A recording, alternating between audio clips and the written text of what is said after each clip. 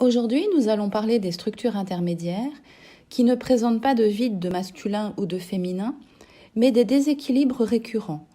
C'est-à-dire que ces structures n'ont pas encore réussi à équilibrer en elles leur polarité. L'impact corporel de ces déséquilibres est également marquant.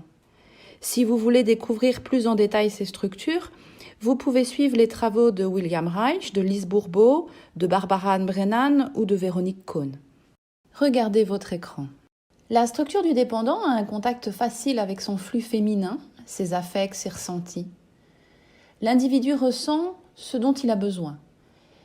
Il n'a qu'un tout petit peu touché son flux masculin, c'est-à-dire qu'il sait ce qu'il veut obtenir, mais il n'arrive pas encore à se le donner. Ce sont des personnes qui ont l'impression que leur vie va s'arrêter si on ne s'occupe pas d'elles, si on ne les prend pas totalement en charge. Cette structure correspond à une blessure d'abandon.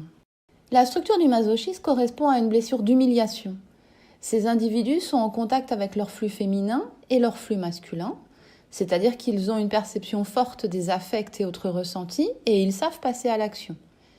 Mais ils ne peuvent jamais exprimer la vérité de ce qu'ils pensent et de ce qu'ils ressentent.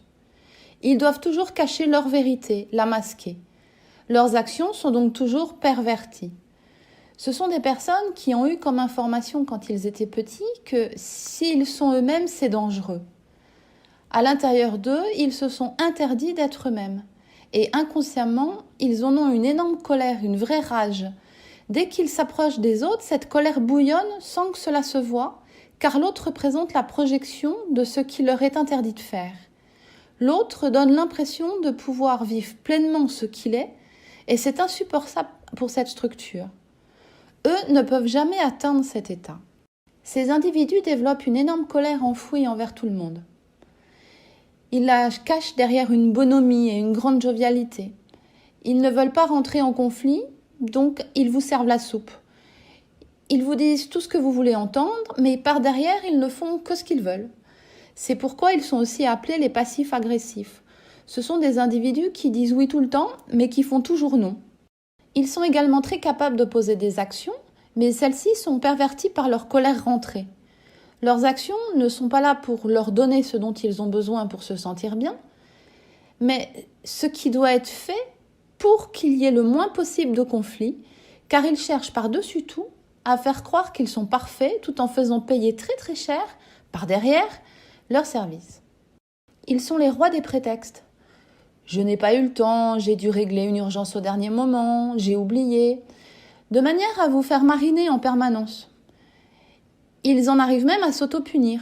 Finalement, leur élan masculin les maintient en permanence dans l'échec, car ils veulent vous punir de qui vous êtes, puisque eux n'ont pas le droit d'être qui ils sont. Mais à force de vouloir vous mettre des bâtons dans les roues, tout en vous faisant croire qu'ils travaillent avec acharnement dans votre sens, ils finissent par passer à côté de nombreuses opportunités qu'ils deviennent même totalement incapables de percevoir. Cette structure est sûrement la plus souffrante qui existe. Ils ont une telle accumulation d'émotions négatives et de mémoires d'échecs qu'ils sont comme des cocottes minutes prêts à exploser. Ils luttent souvent contre l'embonpoint car la nourriture est un réconfort pour eux. Ils ont également besoin de longs moments sans interaction avec d'autres, car toujours jouer ce rôle face aux autres, manquer de transparence, de sincérité, et toujours risquer d'être découvert dans leurs mensonges permanents, fatigue beaucoup. Véronique Cohn, que je vous invite à lire ou à écouter, appelle également ces individus les planqués.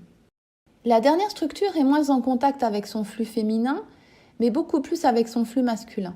C'est la structure de l'alpha, le contrôlant. Il a subi une blessure de trahison. Cette structure se résume à moi. Ce sont des individus qui prennent tout en main, qui prennent tout en charge et qui mettent tout en place. Il existe souvent une ou deux blessures très marquées qui impriment l'aspect du corps. Ce qui est important de comprendre, c'est que le corps réagit à ces flux internes et que les souffrances générées par ces blessures ont des répercussions directes sur l'aspect du corps, sa vitalité et aussi sur votre confort corporel. C'est pourquoi dans les prochaines vidéos, je vous proposerai des stratégies et des solutions pour stimuler vos polarités masculines et féminines. Si cette vidéo vous a plu, pensez à liker et abonnez-vous à ma chaîne pour connaître la suite.